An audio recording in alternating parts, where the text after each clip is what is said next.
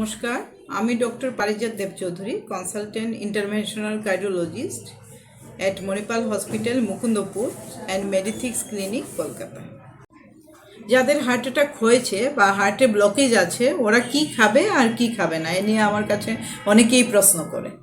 তো যাদের heart attack হয়েছে বা হার্টের প্রবলেম আছে বা হার্টে কোনো ধরনের ব্লকেজ রয়েছে, ওদেরকে কিন্তু খাবারটা খুব সাবধানে খেতে হবে। কারণ আমাদের খাদ্যাভ্যাস বা খাবার যে অভ্যেসটা, সেটা যদি ঠিক না হয় তবে তার থেকে নানা ধরনের হার্ট রিলেটেড প্রবলেম হয়। তো কি খাবেন ওরা? সবচেয়ে প্রথমে মনে রাখতে হবে, হার্টের রুগীদের কিন্তু খুব বেশি করে ফ্রুটস আর ভেজিটেবলস খেতে হবে।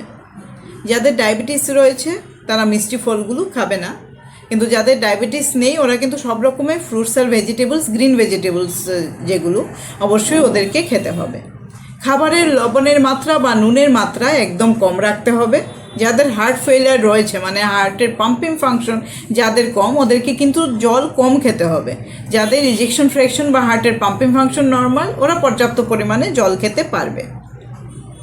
মাংসের মধ্যে রেড মিট অ্যাভয়েড করতে হবে, কিন্তু চিকেন খাওয়া যেতে পারে।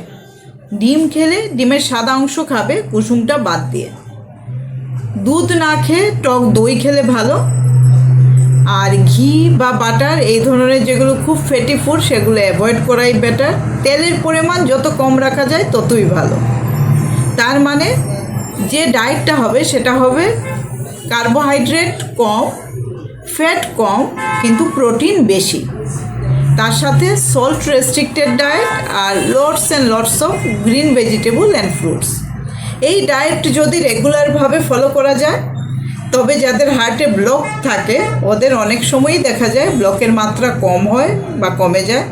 আর যাদের অলরেডি হার্টের এনজিওপ্লাস্টি হয়েছে, ওদের যদি স্ট্যান্ড সবসময় ঠিক রাখতে হয়, অবশ্যই এই হেলদি ডায়েট কিন্তু ফলো করতে হবে।